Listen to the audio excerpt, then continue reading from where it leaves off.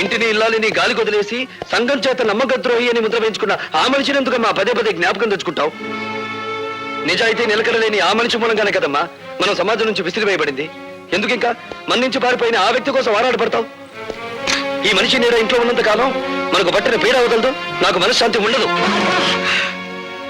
భార్గవ, ఏమిటా ఈ పని ఏనాడో చేస్తుంటే నీ తల్లి నీ కళ్ళ ముందే గుండె పగిలి చచ్చేదిరా.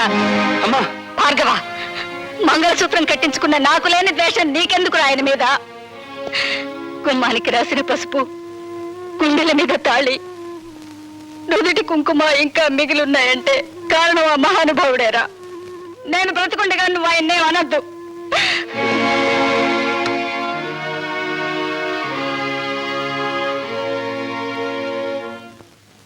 ఇంటర్వ్యూకి వెళ్ళావా? వెళ్ళాను. ఏమైంది? పవిత్రాణాయ సాధూనాం వినాశాయ చతుష్కృతాం ధర్మ సంస్థాపనార్థాయ సంభవామి యుగే యుగే. ఏమిటో ఈ పెద్ద పెద్ద శ్లోకాలు చెప్తున్నావు, ఏమిటి దానికి అర్థం? పాపం పడినప్పుడల్లా భగవంతుడు అవతరిస్తాడట. అలాగే అవినీతి రికమెండేషన్లు పెరిగినప్పుడల్లా మనబోటి వాళ్ళ ఉద్యోగ అవకాశాలు ఉష్కాకైపోతాయి. ఒక్క ముక్క అర్థం కాలేదు, ఏమిటి సరిగ్గా చెప్పు. నీ ఆటో తాళాలు ఎక్కడున్నాయి? ఎందుకు? ఉద్యోగం రాలేదని దేశాన్ని తట్టుకుండా నేను కూడా ఆటో నడుపుతాను. భార్గవ, ఆ మాట అనొద్దురా. ఈ కళతో నువ్వు యూనివర్సిటీలో గోల్డ్ మెడల్ తీసుకోవడం చూశాను. ఈ కళతో నేను గవర్నర్ గారు అభినందించడం చూశాను. అటువంటి ఈ కళతోనే నువ్వు ఆటో నడపడం నేను చూడలేను రా. వద్దు. ఈ దేశంలో మేధావులు నిరాశతో నిస్పృహతో నిరుత్సాహంతో రోడ్డులు పడితే ఏం జరుగుతుందో నాకు తెలుసురా. ఏం జరుగుతుందిరా? రక్తపాతం. ఇండియన్ హిస్టరీ ఎక్కువ చదివినట్టున్నారా, అందుకే నీకు రక్తపాతమే గుర్తుకొస్తుంది. ఏరా, నేను ఇంత సీరియస్ గా చెప్తుంటే నీకు నవ్వులాటగా ఉందా? అదొక్కటేరా మనపోటి మధ్యతరగతి వాళ్ళకి మిగిలిన ఆస్తి. జీవితం అనే ఆటలో నవ్వులాటే మనకి ఓదార్పు. సరే, నీ మాటలకు అమ్మ నొచ్చుకున్నట్టుంది, వెళ్ళి ఓదార్చు. ఓదార్చిన ఆగని ఆవేదన రానాయన అది. అయితే నన్ను ఓదార్చు. దేనికి? నీ పర్మిషన్ లేకుండా మన కాలేజీ ఓల్డ్ బాయ్స్ ఫంక్షన్ లో ప్రవరాకుడి వేషం నువ్వే వేస్తామని వరం ఇచ్చి వచ్చాను. పెరిగే కాకుండా వరాలు ఇవ్వడంలో కూడా శంకరుడు వేనా? నేను వెయ్యను, పో. చంపేవు, పో. నా మాట విని నువ్వు వరుదిని వేషం ఏవే వేస్తానే. ప్రవరక్షుడు ఎవరేస్తారు? ఇదిగో కొంతమందిని సెలెక్ట్ చేసి తీసుకొచ్చాం. ఇతని చూడు. వీడా నోసుల సొద్దు. పోనీ ఇతను? వీడు సెన్సుల సొద్దు. పోనీ ఇతను? అబ్బా, వీడు బ్రెయిన్ సొద్దే. అసలు ఫోటో చూపించండి. భార్గవ్, నా మాట నీ గడ్డం పుచ్చుకుని బతిమాలతాను. నా మాట నన్ను విసిగించుకో. భార్గవ్, ప్లీజ్ నా మాట రా.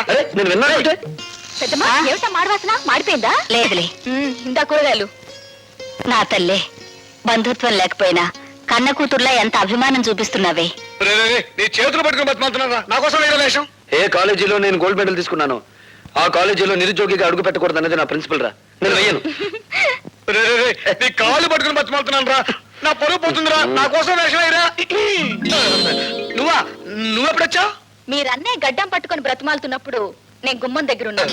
చేతులు పట్టుకుని ప్రాధేయపడుతున్నప్పుడు వంటింట్లో ఉన్నాను. కాళ్ళు పట్టుకుని ప్రాధేయపడుతున్నప్పుడు ఇక్కడున్నాను.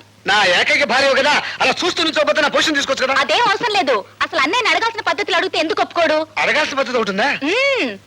వరోతిని వేషం ఎవరేస్తున్నారు మీరు అన్నయ్యతో చెప్పారా? ఎవరు వేస్తున్నారు? లత. లత అయితే ఒప్పుకుంటావా? చచ్చా, లత ఏంటి పీత ఏంటి? ప్రిన్సిపల్సే. కరెక్టరా, కానీ టికెట్లనే అమ్మేశారు దేవుడు. టికెట్లన్నీ అమ్మేశావా? ఎందుకు? ఆటో మీద అప్పు తీర్చుకోవడానికా? కాదురా, ఆ డ్రామా మీద వచ్చే డబ్బుని వికలాంగుల సహాయంతో డొనేట్ చేస్తున్నాం. ఒరేయ్, ఓసారి ఇంకో. చచ్చా, బాగోదు, మావిడుంది. నేను లోపలికి వెళ్తాను. ఒరేయ్, ఇంకొక పైన నేను తనాల్సిందే. ఇంత మంచి సదుద్దేశంతో ఏర్పాటు చేసిన ప్రోగ్రామ్ తెలుసుంటే ముందే ఒప్పేసుకునేవాడు కదరా. అంత గ్యాస్ ఇదంతా లత కోసమే. లత ఎవరే?